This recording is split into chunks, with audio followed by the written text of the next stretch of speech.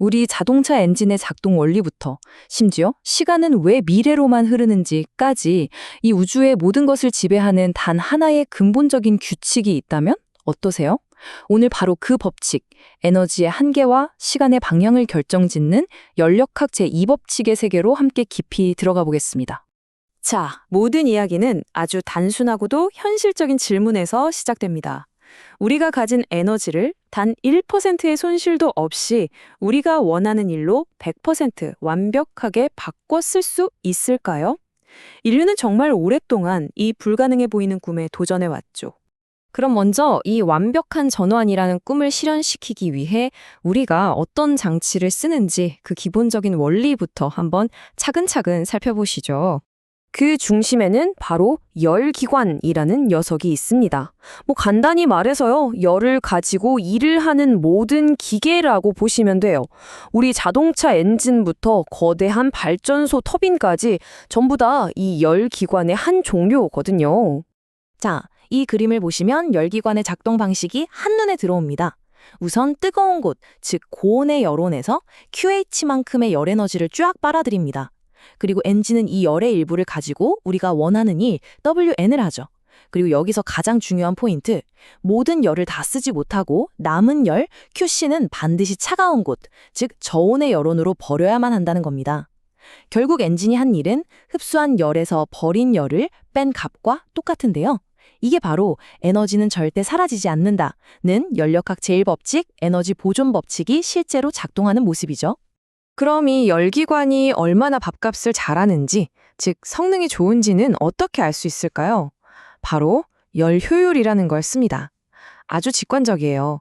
우리가 투입한 에너지, 그러니까 지불한 비용 대비 얼마나 많은 유용한 일을 얻어냈느냐, 바로 그 비율을 말하는 겁니다. 자, 이 공식을 보면 딜레마가 아주 명확해집니다.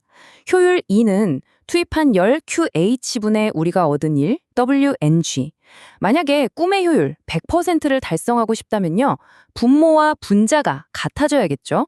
그 말은 즉 버려지는 열 QC가 완전히 0이 되어야 한다는 소리예요. 과연 투입한 열을 남김없이 싹 다 1로 바꾸고 버리는 열은 하나도 없게 만드는 게 가능할까요? 방금 우리가 던진 그 질문에 대한 답이 바로 다름에 이어집니다. 이건 마치 우주가 모든 에너지 전환에 대해 부과하는 절대로 피할 수 없는 세금과도 같은 법칙에 대한 이야기입니다.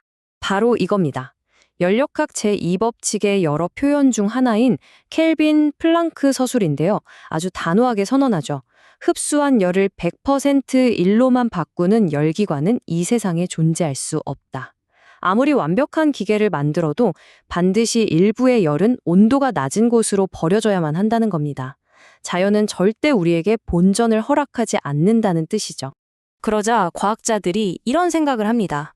오케이, 100%는 안 된다 이거지? 그럼 이론적으로 우리가 얻을 수 있는 최대 효율은 대체 얼마일까? 이 질문에 답하기 위해 등장한 것이 바로 카르노 기관입니다. 이건 실제 엔진이 아니에요. 마찰도 없고 에너지 손실도 전혀 없는 상상 속에서만 존재하는 가장 완벽한 이상적인 엔진이죠. 모든 실제 엔진의 효율을 재는 기준점, 즉 최종 보스 같은 거라고 생각하시면 됩니다. 근데 여기서 정말 재밌는 게 뭔지 아세요? 이 완벽하다는 카르노 기관조차도 효율이 100%가 아니라는 거예요. 그리고 그 효율은요, 엔진을 뭘로 만들었는지, 어떻게 돌리는지 같은 거랑은 전혀 상관이 없어요.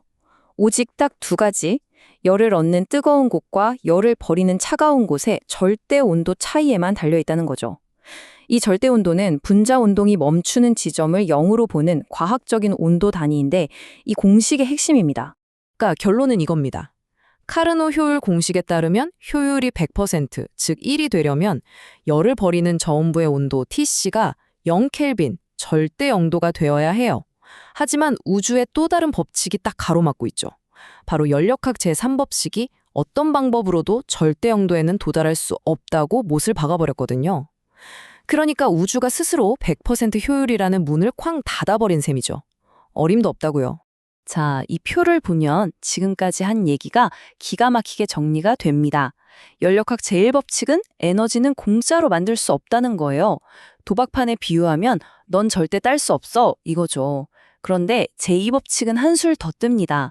에너지를 100%다 쓸 수도 없으니 넌 본전도 못 찾아! 이라는 겁니다. 정말 냉혹하지 않나요?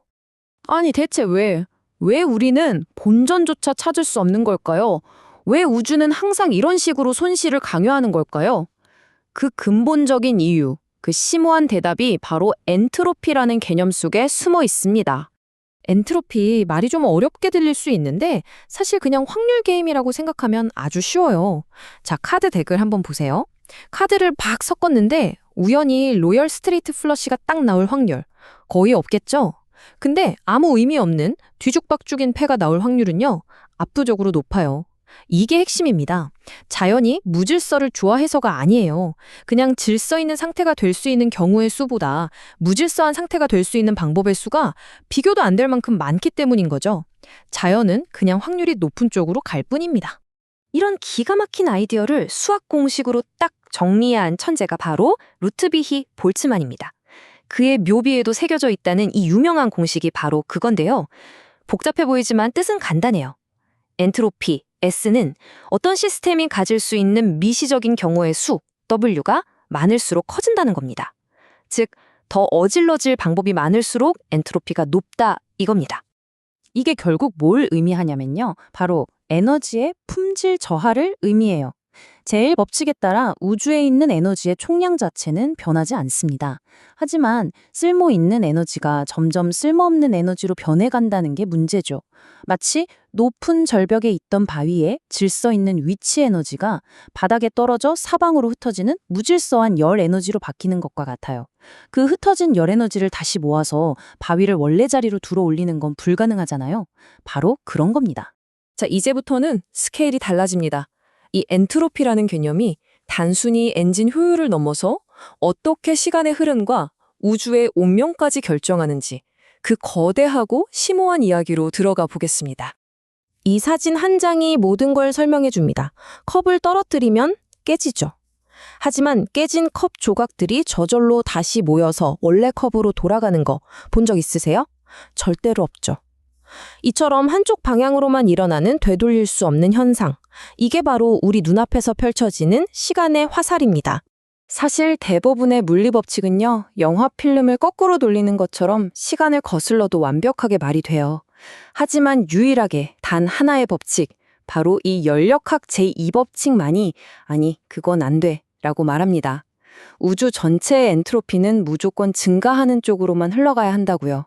바로 이 법칙 때문에 우리는 엔트로피가 낮았던 과거와 엔트로피가 높을 미래를 명확하게 구분할 수 있는 겁니다. 시간에게 방향을 알려주는 유일한 나침반인 셈이죠. 그럼 이 엔트로피가 계속 증가하면 그 끝에는 뭐가 있을까요? 과학자들은 그걸 우주의 열적 죽음이라고 불러요. 우주의 엔트로피가 마침내 최대값에 도달해서 모든 곳의 온도가 완벽하게 똑같아지는 상태죠. 더 이상 에너지가 흐를 온도 차이가 없으니 어떤 유용한 일도, 어떤 변화도 일어날 수 없는 영원한 평형, 완벽한 무질서와 정적의 상태가 되는 겁니다. 시간의 화살이 마침내 관역에 꽂히는 순간이죠. 하지만 그건 정말 아득히 먼 미래의 이야기입니다. 정말 중요한 건 바로 지금이죠. 우리가 이렇게 숨쉬고 생각하고 생명을 이어갈 수 있다는 것 자체가 우리 우주가 아직은 뜨겁고 아직은 질서가 남아있다는 가장 확실한 증거입니다. 어쩌면 언젠가 사라질 운명이기에 엔트로피가 지배하는 이 거대한 우주 속에서 우리가 존재하는 이 순간이 더욱 눈부시고 소중한 게 아닐까요?